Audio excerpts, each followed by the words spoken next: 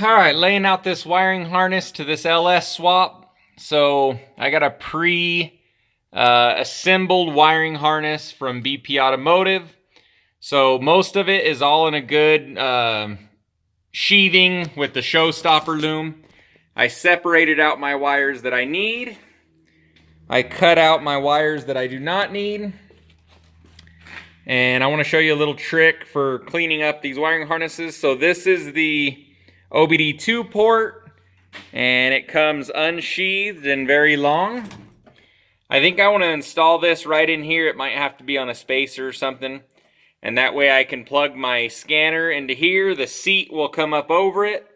We're installing the fuse and relay block. That way we can access it from the front of the seat, the ECM, and the controller all under the seat.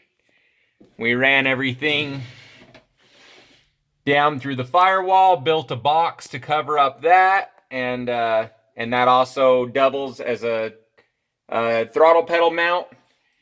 We welded the zip tie tabs down, so we're gonna put all the wires down underneath the carpet. We'll pat them a little bit. So a lot of people, when they do this, they'll just wrap up all their excess wire. So I'm gonna de-pin this connector. I have new pins that I keep for GM and whatever other applications. So we'll cut it down, put some sheathing on it, and re-pin it. All right, we got everything back together. See, this light's a little bit bright to be flashing at white. So got that box all painted up, got the pedal mounted, everything ran. We're just putting his old mat back. So, but still worked out really well.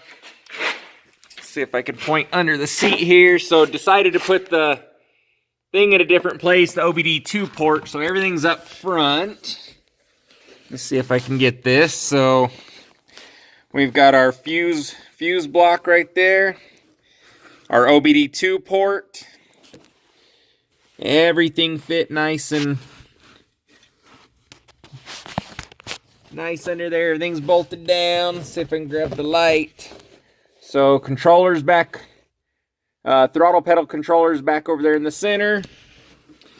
And the computers bolted down with a plastic mount so it's not grounded, one of the factory mounts. And then I've got one of my wires coming up right here. That's going to be, I don't know what those wires are, but I can't remember right now. Brake switch, some of the inputs to the ECM. So looks nice and factory. Not bad. I like using drive-by wire pedals, and then I've got this going all the way back to the obd2 port. That's going to plug in. So I built this panel in the back here to mount my Dakota Digital input and outputs, and then my BIM module that'll take all my information from the obd2 port and send it to the gauges. So that's all nice and welded up in there. Everything's painted. And then just my gauge cluster. And my gauge cluster will have just the few wires that go back to here. Stripped everything else out. Got the steering wheel on. So, and then maybe he'll come back for interior in the future, but that's everything I got to do in here. Let's see if I can get a firewall. So that's coming out where the clutch rod was coming out. So still got to lay out wiring inside of here. I got my shift cable that is not a rod, it's an actual cable. Had to beat the fender to get that in there, but that all worked out good. Shift's nice and smooth. Waiting on a set of exhaust manifolds. Got my drive-by wire throttle body up there. And then we've got the tank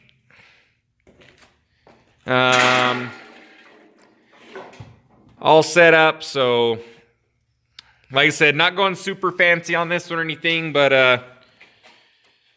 JICs, the normal push lock connector, a vent valve, and then all my electrical goes to a Deutsch connector.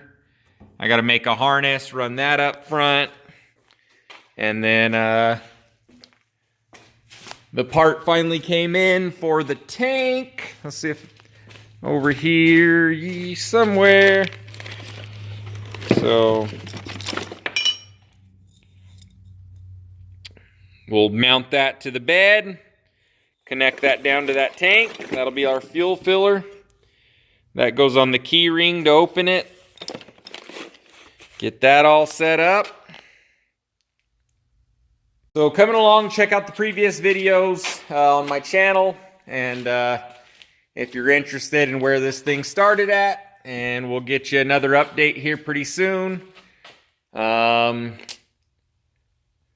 a little bit of things to do before I pop off the engine, but yeah, still got to figure out cooling system and exhaust system, lay out the wiring, get a few things going. Power steering lines. Still got to run fuel lines all the way up to the front, get a fuel filter in it. See how it goes. So, thanks for watching. We'll see you the next time.